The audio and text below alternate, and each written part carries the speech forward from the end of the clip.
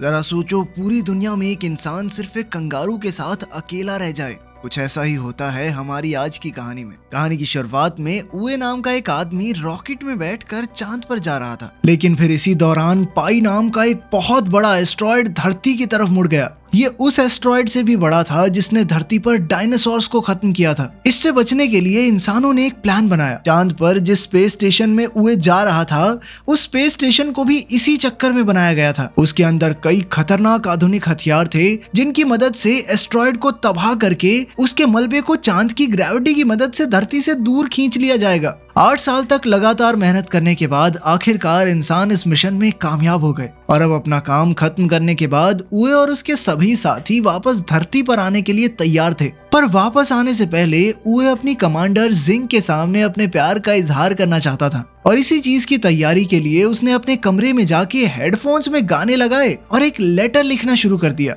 उसी वक्त जू नाम के एक एस्ट्रोनॉट ने घबराते हुए कमांडर जिंग को एक खबर दी। दरअसल ऐन वक्त पर उनके हथियारों में कुछ गड़बड़ी हो गई थी। अगले आधे घंटे में पाई एस्ट्रॉयड का सारा मलबा चांद पर गिरने वाला था। ये खबर मिलते ही कमांडर जिंग ने तुरंत ही स्पेस स्टेशन को खाली करने के ऑर्डर्स दे दिए, जिसके बाद सभी लोग पूरी रफ्तार से अपने अपने रॉकेट्स की तरफ भागने लग गए। लेकिन वहीं यूए अभी भी अपना लव लेटर लिखने में लगा हुआ था और कानों में लगे हेडफोन्स की वजह से उसे कोई वार्निंग अलार्म भी सुनाई नहीं दिया। पर कुछ ही मिनटों के बाद उसकी नजर पहले रॉकेट पर पड़ी, जिसे देखते ही वो पूरी रफ्तार से बेस स्टेशन की तरफ भागा। उस वक्त पर वहां 6 और रॉकेट्स मौजूद थे, जिन्हें देखकर उए को थोड़ी तसल्ली महसूस हुई। पर तभी अचानक से 5 रॉकेट्स एक साथ ही उड़ गए, जिसके बाद उए के पास सिर्फ एक आखिरी रॉकेट बचा था। उसने अपनी टीम के साथ संपर्क करने की कई नाकामयाब कोशिशें की, लेकिन फिर कोई दूसरा चारा न दिखने पर उसने अपने रोवर को पूरी रफ्तार से भगाना शुरू कर दिया। पर तभी उसके रास्ते में एक बहुत बड़ा गड्ढा आया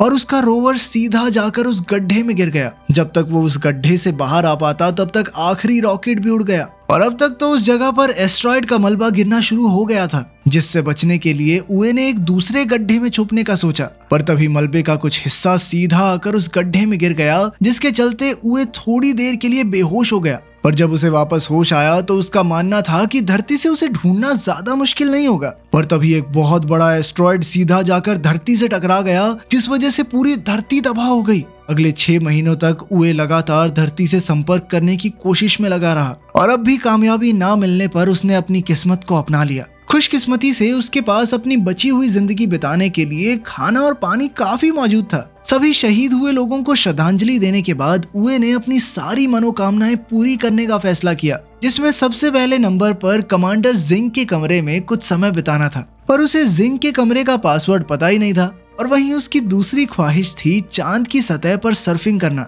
शुरुआत में तो वो बहुत बुरी तरह गिरता पड़ता रहा, पर कई दिनों तक लगातार कोशिश करने के बाद वो सर्फिंग करने में कामयाब हो गया। लेकिन अब भी उसे जिंग के कमरे का पासवर्ड नहीं मिला था और अब तो गुस्से में आकर उसने उस दरवाजे को ही उड़ा दिया। जिसके बाद उसने जिंग की एक तस्वीर के साथ डेट पर जाने का फैसला किया, जिस दौरान उससे गलती से जिंग के चेहरे के ऊपर केचप गिर गया और इसी मौके का फायदा उठाते हुए उसने जिंग की तस्वीर को किस कर लिया। पर वो इस बात से अनजान था कि उस वक्त स्पेस स्टेशन की पूरी टीम उसे अपने नए हेडक्वार्टर्स से देख रही थी और उसकी यह हरकत देखकर सभी लोगों ने अपना मुंह मोड़ लिया। और वहीं दूसरी तरफ जिंग ये देखकर पूरी तरह हैरान थी, पर नेटवर्क बिगड़ने की वजह से उस वक्त वो सिर्फ उए को देख ही सकते थे और क्योंकि उए किसी खतरनाक मुसीबत में नहीं लग रहा था, इसीलिए जिंग ने उए का रेस्क्यू मिशन कैंसिल करने का फैसला किया। पर तभी चेयरमैन यांग ने उन्हें बताया कि सरकार ने अगले 30 दिनों में उए की इस नई जिंदगी को दुनिया भर में दिखाने का फैसला किया। असल में एस्ट्रॉयड के धरती से टकराने के बाद 30% जमीन पानी में डूब चुकी थी, जिसके चलते सभी लोगों की जिंदगी पूरी तरह से बदल गई थी और अब सरकार उए के जरिए लोगों के अंदर एक नई उम्मीद जगाना चाहती थी कि देखो ये आदमी अकेला फंसा हुआ है फिर भी जिंदगी जी रहा है ना। लेकिन एस्ट्रोनॉट जू उए को इस काम के काबिल नहीं मानता था, जिस पर जिंग ने उसे बताया कि वो लोग उए की आवाज को डब करके दुनिया के सामने लाने वाले हैं ताकि वो अपनी मर्जी से उससे चीजें बुलवा सकें। इसके बाद जिंग ने रेडियो के जरिए दुनिया के सामने उए की एक झूठी कहानी रखी, जिसके मुताबिक उसने एक क्रू मेंबर को बचाने के लिए रॉकेट में अपनी सीट छोड़ दी थी और साथ ही जिंग ने दुनिया को उए की नई जिंदगी के ब्रॉडकास्ट के बारे में भी बताया। उधर 196 दिन बीत जाने के बाद उए एक दिन अपनी एक दवाई लेने के लिए वेयर हाउस में गया और वहीं हेडक्वार्टर्स में उए की आवाज को डब करने के लिए फ्लूटिस्ट नाम के एक वॉइस ओवर आर्टिस्ट को बुलाया गया, पर उसे कोई भी स्क्रिप्ट नहीं दी गई और इस बार जब उए वेयरहाउस में पहुंचा तो उसकी नजर एक नई और अनजान चीज पर पड़ी, जिसे शुरुआत में उए ने एक लड़की समझा और उससे बातें करना शुरू कर दिया। पर जैसे ही वो उसके पास पहुंचा तो उसने देखा कि वो एक हट्टा कट्टा कंगारू था। और उसी समय पर जब लाइव स्ट्रीमिंग चालू की गई तो कैमरा सीधा उस कंगारू के चेहरे पर चला गया और इधर सभी चीजों से अनजान फ्लूटिस्ट ने भी कंगारू के होठों के हिसाब से डबिंग करना शुरू कर दिया। जिंग ने फ्लूटिस्ट को रोकने की कोशिश की पर तब तक बहुत ज्यादा देर हो चुकी थी और कई लोगों ने इस चीज को देख लिया था और अपनी इसी गलती के चलते जिंग और जू को चेयरमैन के सामने पेश होना पड़ा, जहां उन्होंने बताया कि उनकी रिसर्च टीम कॉन्ग नाम के कंगारू को बेस स्टेशन पर ही छोड़ आई है।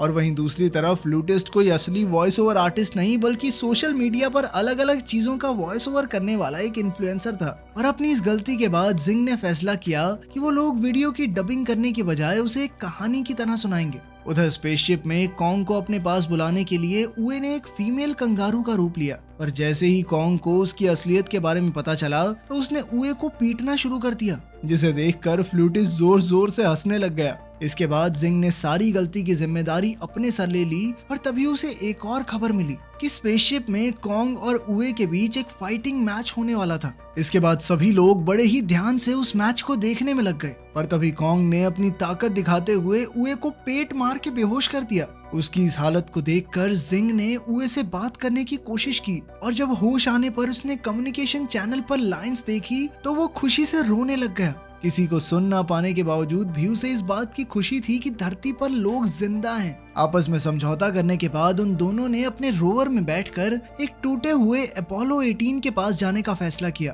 ताकि वो उसका इस्तेमाल लूनर स्टेशन पर पहुंचने के लिए कर सकें, जहां पर एक रॉकेट मौजूद था जिसकी मदद से वो वापस धरती पर चले जाएंगे। इधर उए ने अपनी पूरी ताकत लूनर डॉग को ढूंढने में लगा दी जो उए की मदद कर सकता था। इसके बाद उए ने अपना पूरा ध्यान स्पेसक्राफ्ट को फिर से बनाने में लगा दिया, जिसे देखकर सभी लोग काफी हैरान थे। और जब जिंग ने उसकी फाइल चेक की तो उसे पता चला कि असल में वो एक फ्लाइट डायनामिक्स इंजीनियर था जो कि फिलहाल मेंटेनेंस डिपार्टमेंट में काम कर रहा था। अपने 282वें दिन उए ने बताया कि उनके टूटे हुए इंजन की वजह से उनके रोवर की एक वेट लिमिट थी, जिसके चलते उसे कॉन्ग को वहीं छोड़कर आगे बढ़ना पड़ेगा। पर फिर भी कॉन्ग उसे जबरदस्ती वापस अपने बेस पर ले आया। पर तभी उए को याद आया कि वो यहाँ मौजूद एक हथियार को प्रोटोटाइप इंजन की तरह इस्तेमाल कर सकते हैं, लेकिन इसमें काफी ज्यादा खतरा था। पर इसके बावजूद भी कॉन्ग उसका साथ देने के लिए तैयार था। उसकी ये बात सुनकर एस्ट्रोनॉट जू ने पूरी टीम को बताया कि ये काम हो जरूर सकता है, पर सूरज ढलने से पहले उसे बेस पर लाना काफी ज्यादा मुश्किल था, क्योंकि प्रोटोटाइप इंजन सोलर पावर से काम करता था और चांद का एक दिन धरती के 14 दिनों के बराबर होने के बावजूद भी अगर उए उसे लगातार ड्राइव करता रहा तो भी वो वहां तक नहीं पहुंच पाएगा। सबका मानना था कि ये काम नहीं हो सकता, पर सूरज ढलते ही उए ने उल्टी तरफ ड्राइव करना शुरू कर दिया। दरअसल वो सूरज की रोशनी से बाहर इसलिए नहीं जा सकता था क्योंकि चांद पर सूरज हटते इतनी ज्यादा ठंड हो जाती है कि वो मारा जाता। और ये देखते ही जिंग समझ गई कि उए लगातार सूरज का पीछा करने वाला है ताकि उसके पास पूरे 41 दिनों का समय हो जाए। पर 28वें दिन ही कॉन्ग और उए पूरी तरह से थक चुके थे और इसीलिए उन दोनों ने एक दूसरे को आपस में रस्सी से बांध लिया था। और कई दिनों तक लगातार ड्राइव करने के बाद वो लोग आखिरकार इंजन तक पहुंच ही गए। वहां पहुंचते ही कॉन्ग ने लगातार एक बटन को दबाना शुरू कर दिया, पर खुशकिस्मती से वो कोई उल जलूल बटन नहीं, बस इंजन चेक बटन था। और उसकी इन्हीं खतरनाक हरकतों की वजह से उए ने उसे काट के अंदर ही बंद कर दिया। इसके बाद वो दोनों वापस अपने बेस के लिए निकल गए, पर रास्ते में कॉन्ग का काट इंजन से अलग हो गया। और जब तक उए को इस चीज का एहसास हुआ तब तक काफी समय बीत चुका था। उए जानता था कि अगर वो कॉन्ग को लेने के लिए वापस गया तो सूरज की रोशनी उसके हाथ से निकल सकती है। उए ने एक बार तो कॉन्ग को वहीं छोड़कर आगे बढ़ने का फैसला किया और उसकी ये हरकत देखकर सभी लोग काफी हैरान थे। पर कुछ ही मिनटों बाद वो पूरी रफ्तार से वापस कॉन्ग की तरफ मुड़ गया और थोड़ी देर तक वापस चलने के बाद वो आखिरकार कॉन्ग तक पहुंच ही गया। पर अब सभी कैलकुलेशंस के बाद सबका मानना था कि वो लोग समय रहते वापस नहीं लौट पाएंगे। इसीलिए जिंग ने सभी लोगों को जल्द से जल्द लूनर डॉग को ढूंढने का आदेश दिया ताकि उसकी बैटरी की मदद से उए वापस अपने बेस तक पहुंच सके। इधर काफी समय से बिना सोए लगातार गाड़ी चलाने की वजह से उए और कॉन्ग दोनों ही काफी ज्यादा थक चुके थे। पर तभी सूरज ढलने की वजह से अब उनके पास सिर्फ 5 घंटे की बैटरी बची थी। पर तभी लूनर डॉग अचानक से एक्टिवेट हो गया पर पावर सेविंग मोड में होने की वजह से वो उन दोनों को नहीं ढूंढ सकता था। उधर बेस से 55 किलोमीटर दूर बैटरी खत्म होने की वजह से कैबिन पूरी तरह से जम चुका था और मजबूरन उए और कॉन्ग को शिप से बाहर आना पड़ा। उधर एस्ट्रोनॉट जू ने लूनर डॉग का कंट्रोल अपने हाथ में लेकर उसे उए तक पहुंचाने का फैसला किया, पर रास्ते में ही बैटरी खत्म होने की वजह से लूनर डॉग एक बहुत बड़े गड्ढे में गिर गया, जिसे देखकर धरती पर सभी लोग बहुत निराश थे। उधर उए और कॉन्ग तारों को देखते हुए आपस में बातें कर ही रहे थे कि तभी उए एक बार फिर से जिंग की यादों में खो गया और तभी थोड़ी देर बाद जब उसे होश आया तो उसने देखा कि कॉन्ग एक कांच की रिफ्लेक्शन का पीछा करते हुए इधर उधर भाग रहा था। इससे उए को एक आइडिया आया और उसने कॉन्ग की पीठ पर एक स्लेज बांध दिया, जिसके बाद उसकी सर्फिंग प्रैक्टिस बहुत काम आई। अब वो दोनों बड़ी ही तेजी से आगे बढ़ रहे थे, पर तभी उनके सामने एक बहुत बड़ा गड्ढा आ गया, जिसे पार करने के लिए उए ने बड़ी ही चालाकी से नाइट्रोजन टैंक्स का इस्तेमाल किया। उसकी ये कामयाबी देखकर धरती पर सभी लोग काफी ज्यादा खुश थे और अब उन सभी में एक नई उम्मीद जाग गई थी। दूसरी तरफ अपनी बहादुरी की वजह से उए को धरती पर कई सम्मान मिले, जिन्हें लेने के लिए चेयरमैन खुद जाया करते थे। तभी जिंग ने चेयरमैन को बताया कि आने वाले 3 महीनों में कम्युनिकेशन लाइंस ठीक होने वाली थी, जिसके बाद वो लोग उए से संपर्क कर सकते हैं। धीरे धीरे चीजें वापस से ठीक होने लगी थी, पर कोई ये नहीं जानता था कि पाई एस्ट्रॉइड का एक बहुत बड़ा हिस्सा अभी भी खतरा बनकर उन सभी का इंतजार कर रहा था। उधर उए और कॉन्ग आपस में खेल रहे थे कि तभी कॉन्ग ने गलती से कुछ तारों को छू दिया, जिसके बाद उए को स्क्रीन पर पिछली बार की तरह कुछ सिग्नल्स दिखाई दिए। ये देखकर अब उए को लग रहा था कि शायद धरती पर कोई जिंदा नहीं बचा है और शायद पहले भी कॉन्ग ने इसी तरह तारों से कुछ छेड़खानी कर दी होगी और तब वो सिग्नल आए होंगे। ये देखकर उए काफी ज्यादा उदास हो गया और उधर जिंग ने अपनी पूरी ताकत से कम्युनिकेशन लाइंस ठीक करने का काम शुरू करवा दिया। कुछ दिनों बाद उए ने कॉन्ग के लिए एक महिला कंगारू का खिलौना तैयार किया और खुद सब खत्म करने के लिए शिप से बाहर चला गया।